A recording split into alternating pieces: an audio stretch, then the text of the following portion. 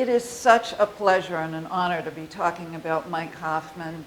How to describe in a few minutes an extraordinary global leader. I thought I would do it with 6 adjectives that may give a little glimpse of who this person was. The first one I would say is he was totally innovative. He thought of a new field that when he started, we all said was an oxymoron. And of course, it's business ethics. Mike started as a philosopher at Bentley University. And he somehow had the vision after Watergate, the scandals where companies were paying bribes to the president and his reelection committee. He thought, wait a minute, there's something going on in the business world that maybe could use the thoughts of a philosopher. And Mike began to connect what I call esoteric notions of a philosopher with the practical world of business.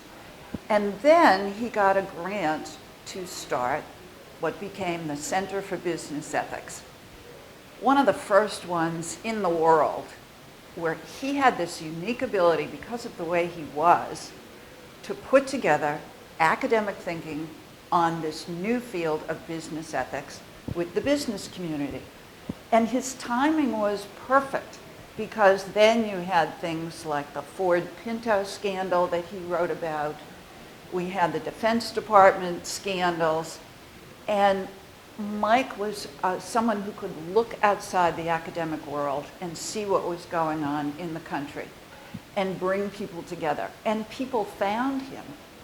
So the things that he innovated over the years were just part of his wonderful, innovative imagination. He would have conferences. What are the cutting edge issues on the business ethics? International, global issues, privacy, long before anybody else was talking about them. He would bring people together and have these conferences year after year. He started a journal, Business Society and Review. And because of the defense industry scandals, individuals were placed in companies, executives, and the government said, what you have to do is start an ethics and compliance program. Well, no one knew how to do that, but they found Mike. So Mike got the first 19 people together and said, okay, you're doing it over here. You don't know so-and-so. You're doing it over here. And he got them together and wrote the playbook.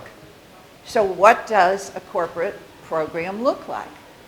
And out of that, of course, started the Ethics Officer Association, now the Ethics and Compliance Association, which just went all over the world with everyone, now thousands of people in every organization, companies, nonprofits, academic centers. And these were the kinds of things that Mike, because of his innovative thinking and his ability to make connections, started. Second adjective I would use is accessible.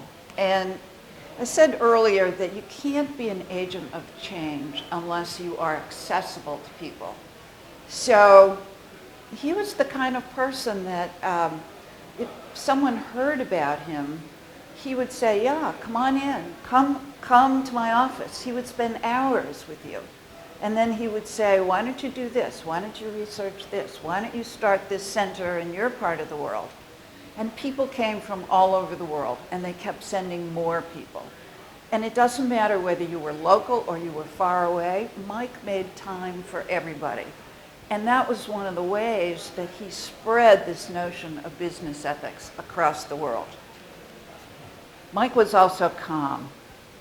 He had a wonderful philosopher's personality, perhaps. He would sit in his office with his bow tie and his classical music playing, and he would just say, come in, let's talk about this, let's have ideas. When he would serve on a panel or go consult with a corporation, he would be very calm and instructive, talking to everybody. And that made people really respond to him in a very positive way.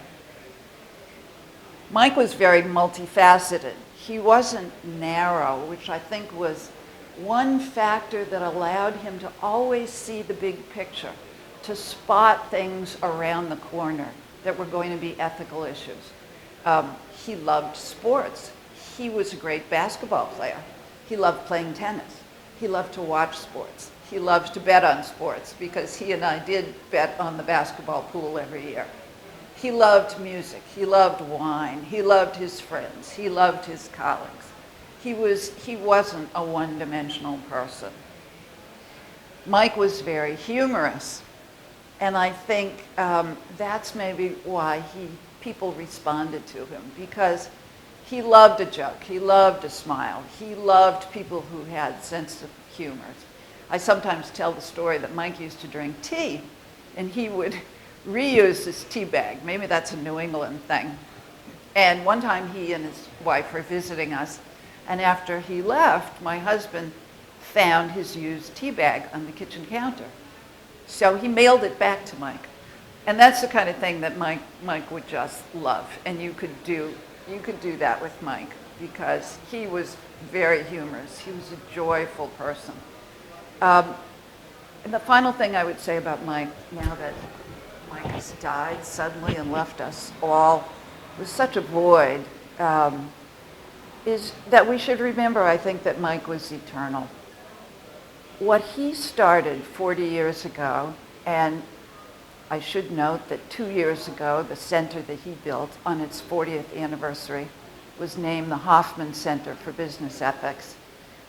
We didn't know then how important it would be and how important it would be to have that occasion where all Mike's friends and colleagues from all over the world came.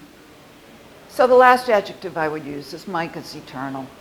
He left such a legacy on students, on colleagues, on the federal government, on scholars and places all over the world, but most importantly on the business community, on all the ethics and compliance officers, this new profession that he started, but on the business community in general, the saints and the sinners.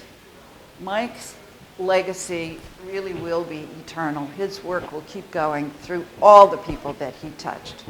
So I was honored to work with him for 30 years, and I know everyone who would talk about Mike would feel the same way.